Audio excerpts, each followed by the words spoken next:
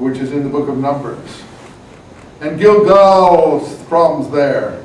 And something to do with sacrifice problems here. And then finally, all the Lord wants is like Amos says, act justly. Love your neighbor, love decently, walk humbly with your God. That is the message of each of the prophets, to my mind. That's what they're saying. But they encapsulate it in this very poetic manner, which others, culling it, use against them. So it's very dangerous to write things like this for your neighbors and people around you. If you think other people, your enemies, are going to get a hold of it and then use it. Like, for instance, give me an example for America. We went through a lot of troubles here in America with the civil rights movement, all those sorts of things. We put all our dirty laundry out in public for everyone to see, and then we shot a president. Now, we didn't shoot a president, but if you were overseas and I was and heard, oh, you see, you Americans killed your own president. You know, that's a hostile person interpreting events here. You know, and that's what happens when the whole world knows what's going on in your country. And then they blame you for what, in fact, troubles that you're going through in your own environment. And it's a very sad thing that, you know, that's what happens often. That's totally ludicrous. Oh, you Americans killed Kennedy. Well, Americans killed Kennedy. Americans were upset that Kennedy was killed. It's like saying, oh, you Americans killed Lincoln. What are you saying? It's that kind of thing. Anyway, more about here. Look, your cities are crammed with violence. Citizens are liars. You can say that about, I could say that about Puerto Rico. I could say that about Rio de Janeiro. But those people are smart enough not to have put it in religious books. So therefore, no one hates Brazilians. No one has any hatred for Brazilians at all. You know, I'm sure the violence in Brazil is astronomical. And the cheating and everything else, and the prejudice and the, you know, exploitation and so on and so forth. Who could write it about Russia or something?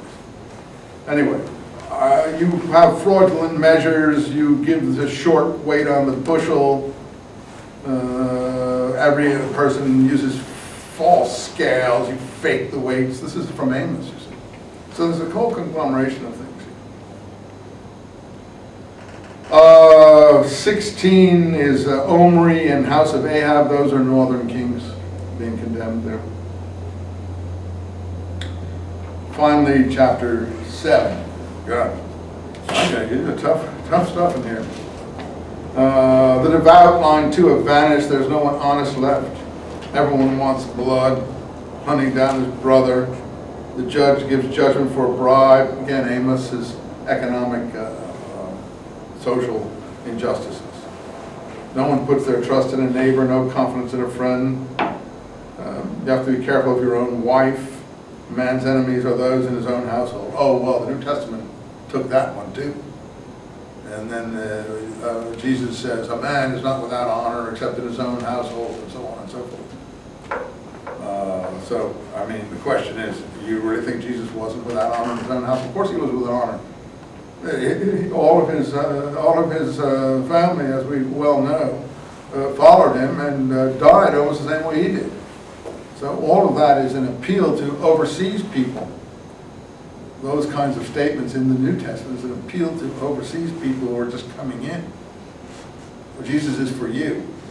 Jesus wasn't honored in his own household. Anyway, but here is one of the probably passages that was exploited to produce that particular presentation. Anyway, you don't have to agree with me. I'm sure I'm right, but you have the freedom to think whatever you feel on that. But I would be remiss if I didn't point it out to you. Because these are the passages that were sought out intently to produce the material 700 years later.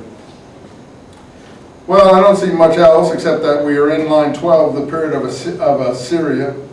Everything is in that period in here, and yet we have stuff that relates to much later. I don't know what to make of my It's an interesting prophet. If you have to write about him on an exam, I wish you luck.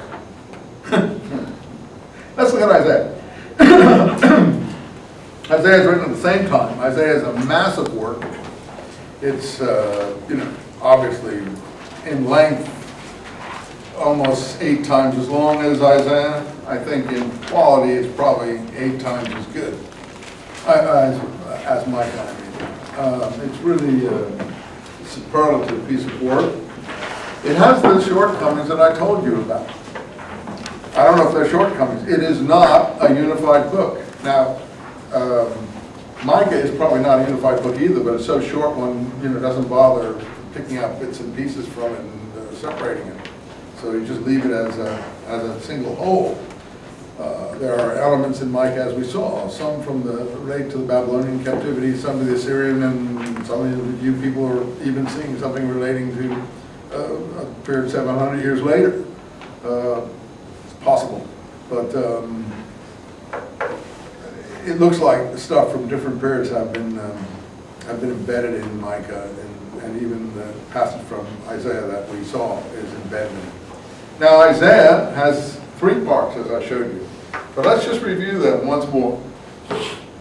This, I will ask you to write about Isaiah in a final exam. Up to chapter 36, it's visionary stuff. Suddenly in 36, it's narrative history. A little bit of that was in Amos too. Remember that little bit that said, "Go away, prophet. Why are you here in the temple of the north?" We don't even knew the name of the official in the north who was yelling at Amos. That sounded very authentic, but it was embedded right in the middle of the prophecy. This is not just a few lines. This is 4 chapters: 36, 37, 38, and 39. Now, if you want to find it, you'll find it in 2 Kings, 18:13. I think it's 18:13. And you might even find it in Chronicles. I have a note here, 2 Chronicles 32:1. I haven't looked at that recently, so I can't tell you. But 2 Kings, definitely, it's there. If I can find 2 Kings again, let's stick our, just to be sure that I don't want you to forget this. 18:13. Yeah, 18:13. Yeah, so 2 Kings is a little more complete, I think. I mean, this is not word for